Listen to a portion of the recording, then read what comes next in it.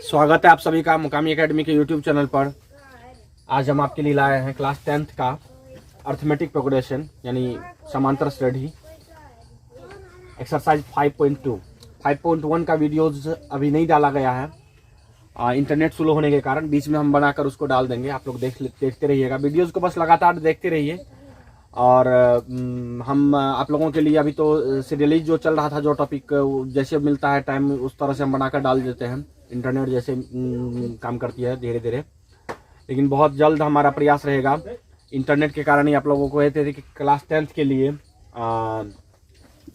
Crash course math का लेकर आएंगे। नहीं ला पाए हैं अभी तक और स्टार्ट नहीं हुआ है हमारा, बस इंटरनेट के कारण। इंटरनेट जैसे ही कंप्लीट होता है हम लोगों का थोड़ा सा कनेक्शन हो जाती है इधर, तो कंटिन्यू कर देंगे। चूँकि उसके लिए कम से कम चाहिए 1-1.5 घंटा का डेली वीडियोज़, यानी 3-4 वीडियोज़ छोटा छोटा या एक बड़ा बनाएंगे तो एक बड़ा वीडियोज़ डेली कंटिन्यू चाहिए वीडियोज़। और उतना नेट है नहीं यहाँ, बहुत स्लो काम करता है नेट। या तो मोबाइल के नेट से ही काम कराना पड़ता है या वाईफाई, जनरल वाईफाई जो होती है उससे, तो उस स्पीड से काम चल नहीं पाता है। एक वीडियोस बन जाती है 1.5 GB 2 GB की, फिर उसको अपलोड होने में लगभग 8 घंटा 10 घंटा 12 घंटा लग जाता है, कई बार उससे भी ज़्यादा लग जाता है। 1.5 GB 2 GB की वीडियो, और वो 10-15 मिनट की वीडियो बनती है, तो इससे थोड़ा सा ज़्यादा परेशानी होती है, इसीलिए वो नहीं डाला जा रहा है। और देखते हैं, बहुत जल्दी हमारा प्रयास है कि आ जाए कनेक्शन और हम आपके लिए कंटिन्यू वीडियो कर सकें। तो आज हम लोग 5.2 पर देख रहे हैं, और 5.2 का टॉपिक है पहला नंबर क्वेश्चन है।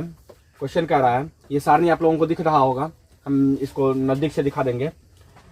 निम्नलिखित सारणी में रिक्त स्थानों को भरिए, यानी कुछ डाटा दिया गया है, यानी कुछ मान दिया गया है और कुछ मान की जगह डैश डैश डैश डैश डाल दिया गया है, और कह रहा है कि इस स्थान खाली स्थान को भरिए जहां एपी का प्रथम पद ए, सार्वंतर डी और एनवा पद ए एन है, यानी कि एनवा पद को ए एन दिया गया है। समझ में आ रहा है बच्चों? तो ये सारणी हम दिखा देंगे। सीधे सारणी में भरना उचित नहीं होगा या संभव नहीं होगा, चूंकि इसको बनाना है कहीं ना कहीं हमको, तो पहले बनाते जाते हैं। हम यहाँ बनाते जाएंगे, सारणी में भरना होगा किसी को तो सारणी अलग बनाकर भर लेंगे। आपको कभी एग्जाम में सारणी नहीं पूछेगा कि सारणी में भरिए, इस तरह का क्वेश्चन कभी नहीं पूछेगा, लेकिन तुमको या तो ऑब्जेक्टिव में पूछेगा या तो सब्जेक्टिव में डालेगा, तो 2 मार्क का क्वेश्चन पूछेगा। समझ में आ रहा बच्चों? इस तरह से सारणी में नहीं पूछेगा। तो बुक में सारणी है, सारणी जिसको बनाने का होगा अपना बना लेंगे, और नीचे हम सॉल्यूशन की तरफ चल रहे हैं, सॉल्यूशन करते जाएंगे और सारणी में बच्चे भरते जाएंगे। समझ में आ रहा है? चले अब आगे। तो एक का 1 नंबर क्वेश्चन आई, रोमन का आई, कह रहा था, जो दिया हुआ वो पहले हम लिख देते हैं, तो लिख देंगे गिवन। क्या लिखेंगे? गिवन। तो क्या सब दिया हुआ है? ए बराबर है 7, ए कितना है 7, डी बराबर कितना है 8, डी कितना है 8। और देख रहे हैं डैश डैश डैश इसके जगह है, इसका मतलब वो मांग रहा है ना, तो जो मांगता है उसे क्या करते हैं? टू फाइंड, इंग्लिश में लिखते हैं ना।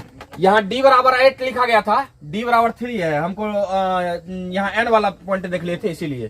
तो डी बराबर कितना है 3 और एन बराबर है 8। एन बराबर क्या है 8। समझ में आ गया बच्चों? की जगह गलत लिखा गया था, तो एन बराबर 8 है और डी बराबर 3 था, लिख दिए। टू फाइंड माने ज्ञात करना है, निकालना है, और जहां डैश डैश डैश है इसका मतलब वो चाहिए, भरेंगे वहां तो चाहिए कि नहीं चाहिए, तो टू फाइंड लिख दिए। और जो डैश डैश डैश था वो था ए एन में, यानी कि ए एन बराबर डैश डैश डैश डैश, उसमें भी था। यहाँ हम व्हाट का चिन्ह लगा देते, व्हाट मतलब क्या होगा, व्हाट मतलब क्या। समझ में आ रहा है? निकालना है, तो हम लिखेंगे, सूत्र जानते हैं एन बराबर, बिल्कुल जानते हैं, तो हम लिख सकते हैं यहाँ वी नो दैट। हम जानते हैं कि बिहार बोर्ड के कुछ बच्चे ऐसे होते हैं जो पूरे तरह से हिंदी मीडियम में पढ़ते हैं, तो वैसे बच्चों के लिए कहना चाहेंगे कि आप यदि खास करके मैथ को पढ़ते हैं और थोड़ा बहुत ये 1-2 इंग्लिश की वर्ड होती है या सेंटेंस होती है इसे याद रख लेंगे, तो पूरी मैथ में आपको कंप्लीट सहयोग मिलेगा, हेल्प मिलेगा। और दूसरी सबसे बड़ी फायदा मिलती है, हम उसे भी हिंदी में ही बोलते हैं, लेकिन ये कुछ लैंग्वेज खास करके मैथ और साइंस ऐसा है जिसमें थोड़ा बहुत इंग्लिश का जरूरत होता है, यूज होता है और करना भी चाहिए। पूरी की पूरी हिंदी थोड़ा सा टफ भी हो जाता है, थोड़ा सा लिखने में भी ज्यादा टाइम लगेगा। जितना जल्दी हम टू फाइंड लिख दिए, इसका मतलब हिंदी लिखेंगे तो लिखना होगा हमें ज्ञात करना है या ज्ञात करना है, तो ज्यादा टाइम लगेगा इससे या नहीं लगेगा? तो समय की बचत। दूसरा थोड़ा सा स्टैंडर्ड हो गया, लेवल थोड़ा सा अच्छा बढ़ जाता है। इस सब का हिंदी हम उसे बोलते जाते हैं। जिसको दिक्कत होगा तो आप लोग कमेंट करके बताएंगे कि हम लोग भी पूरे तरह से एकदम पूरी के पूरे हिंदी वाले हैं, है ना, जो बिल्कुल इंग्लिश से नफरत करते हैं। तो ऐसा एक वीडियो होगा जिसमें हम कॉमन वर्ड का सभी का हिंदी बता देंगे एक छोटी सी वीडियो में। वैसे भी बता देते गिवन मतलब दिया हुआ है या दिया है, समझ में आ रहा है? टू फाइंड मतलब ज्ञात करना है, और वी नो दैट मतलब हम जानते हैं कि। समझ में आ गया? तो ये नीचे लिख लेंगे, हम वीडियो को रोक के नीचे लिख लेगा जो पूरा तरह से हिंदी वाला बच्चा है, और इसके इंग्लिश चाहेगा हिंदी लिखना तो लिख भी सकते हैं, लेकिन मेरे ख्याल से हिंदी से बेहतर होगा। इंग्लिश लिखना आसान है, जल्दी लिख लेते हैं, और आपके एग्जामिनर जब चेक करेंगे कॉपी तो देखने के बाद आपका लेवल भी थोड़ा सा अच्छा माना जाएगा वहाँ, है ना। मार्क तो सबको मिलेगी, लेकिन थोड़ा सा अच्छा स्टैंडर्ड लेवल का आपको स्टूडेंट माना जाएगा यदि आप इंग्लिश में लिखते हैं तो।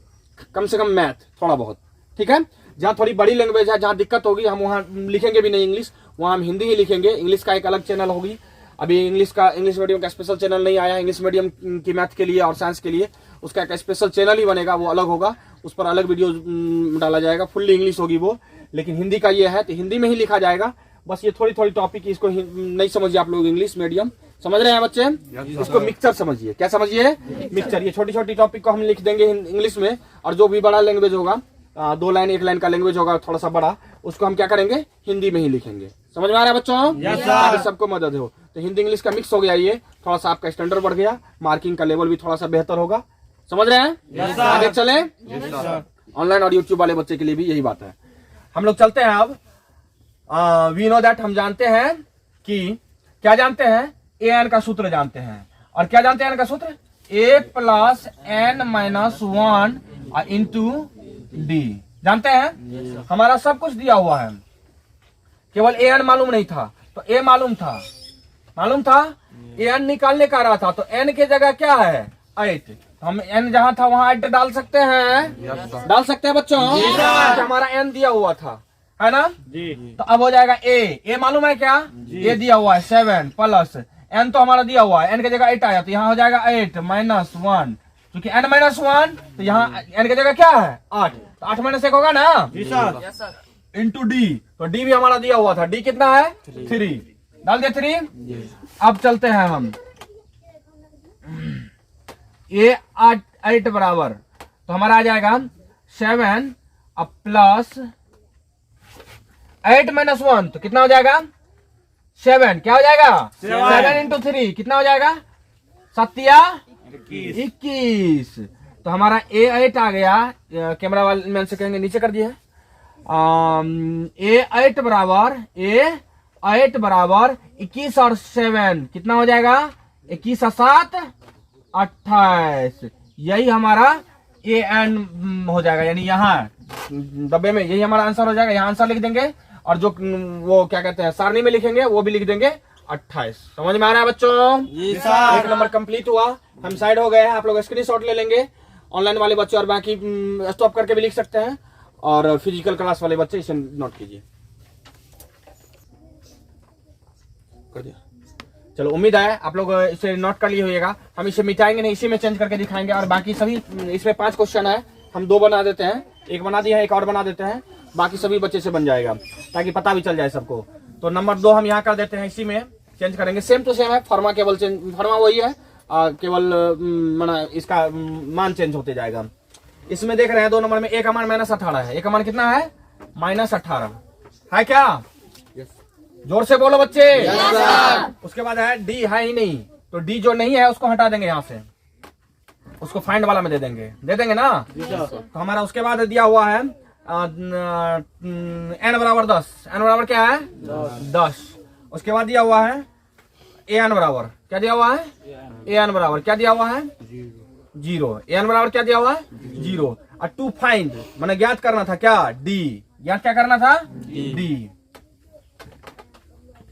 बराबर डैश डैश डैश, यानी व्हाट। समझ में आ गया बच्चों? तो वी नो दैट, हम जानते हैं कि एन बराबर a plus n minus one into d. सब इसी फॉर्मूला पर डालेंगे, डाल देंगे। अब हमारा ये सब नीचे मिटा रहे हैं, नीचे तो मिटेगा ही मिटेगा। फिर से इस फॉर्मूला को भी हम थोड़ा छोटा करके लिख देते हैं। हम जानते हैं कि स्टॉप करेगा, ये थोड़ा छोटा करके लिख दिए ताकि नीचे जगह खत्म ना हो। तो डी थोड़ा छोटा कर दिए, या उसके बाद लिख रहे वी नो दैट, हम जानते हैं कि, क्या जानते हैं?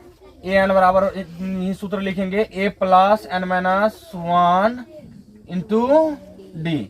अब देख लेते हैं हमारा क्या सब दिया हुआ। ए एन दिया हुआ क्या? 0, डाल दिया 0। अब हमारा ए दिया हुआ क्या? ए दिया हुआ है -18, डाल दिया -18। इसको क्वेश्चन में डाल देते हैं। अब हमारा एन -1, तो एन दिया हुआ क्या? एन दिया हुआ है 10 माइनस 1 इंटू डी। डी तो मालूम ही नहीं था, तो डी बराबर क्या हो जाएगा? डी ही रह जाएगा, यानी व्हाट था तो उसको जगह डी ही रहने देते हैं। रहने दिए सर। हम सेम टू सेम क्रिया करते चलेंगे और हम देख रहे हैं क्या होगा आगे। इधर 0 ही है, इधर -18 ही है, और इधर प्लस हो गया, और 10 में से गया तो 9, यानी 9D हो जाएगा क्या? अब हमारा यदि केवल 9D को रख लेंगे, किसको रख लेंगे? 9D को रख लेंगे, तो हमारा ये इस साइड से आ जाएगा 18, इस साइड बोलो जोर से। 18 इस साइड आएगा तो प्लस होगा क्या? प्लस हो गया। इधर क्या है? 9D। अब यदि हम केवल D निकालेंगे तो इधर 18 था ही, मतलब इसको इस साइड ले आए, इसको इस साइड दे दिए, क्या था? 18 था ही, और नीचे में चल गया क्या? 9, तो 9 1 9, 9 दूना 18, तो डी बराबर हमारा क्या आ गया? 2। यही हो गया हमारा आंसर, खाली जगह में डाल देंगे। समझ में आ गया? किसी को कोई दिक्कत है? दिक्कत है तो बोलिए, कमेंट कीजिए। उम्मीद है आपको ये पूरी तरह से समझ में आ गई होगी। हम 1 और 2 बताए हैं, इसमें 3 और है, यानी 5 नंबर तक सवाल है। आप उसे निश्चित रूप से बनाइए। यदि कहीं दिक्कत होता है तो कमेंट में बताइए, हम उस पर भी दिक्कत होगा तो बना देंगे। जरूरत नहीं है, उम्मीद नहीं है दिक्कत इसमें है, सवाल ही नहीं है कहीं होने की। सेम टू सेम है, जो दिया हुआ है उसको दिया हुआ में दे देंगे, जो ज्ञात करना है उसको इसमें लिख देंगे, इसी सूत्र में डाल देंगे, सबका मान आएगा ही आएगा।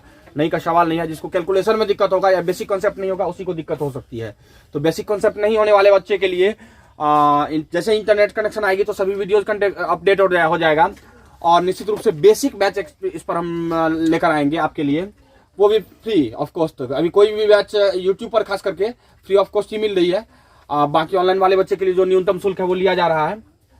तो आप लोग बेसिक बैच को निश्चित रूप से सभी पढ़ेंगे, जो भी बच्चा है, और वो चाहे किसी भी क्लास का हो, 6 to 10th तो है ही जरूरत, लेकिन यदि कोई 11th 12th भी कर लिया है और उसका बेसिक कॉन्सेप्ट उतना अच्छा नहीं है, जो कंपटीशन का एग्जाम का तैयारी करेगा, रेलवे, बैंकिंग, SSC, बाकी सभी एग्जाम के लिए, तो उसे भी ये बेसिक बैच बहुत फायदा करेगा। क्योंकि जब तक कंसेप्ट नहीं होगा, जब तक बेस मजबूत नहीं होगा, जब तक कैलकुलेशन नहीं आएगा, तब तक मैथ को समझना थोड़ा सा टफ लगता है, और वही बच्चे मैथ से दूर भागते हैं। मैथ बहुत जरूरी है। पूछा भले बहुत किसी एग्जाम में कम जाता है, किसी एग्जाम में ज्यादा पूछा जाता है, लेकिन वो कैलकुलेशन बहुत जरूरी है, और मैथ को बनाना और समझना बहुत जरूरी है। इसलिए उस बेसिक बैच को भी सभी पढ़ेंगे, लेकर आएंगे, सबको सूचना भी मिल जाएगी। और ये 3 क्वेश्चन जो मिल गया ये आपके होमवर्क में है। 5.2 का 3, 4, 5, 3, 4 और 5 आप लोग बनाकर और फिर से कमेंट करेंगे कि हाँ सर बन गया है इस वीडियो पर आकर। तब तक के लिए धन्यवाद। जय हिंद, जय भारत।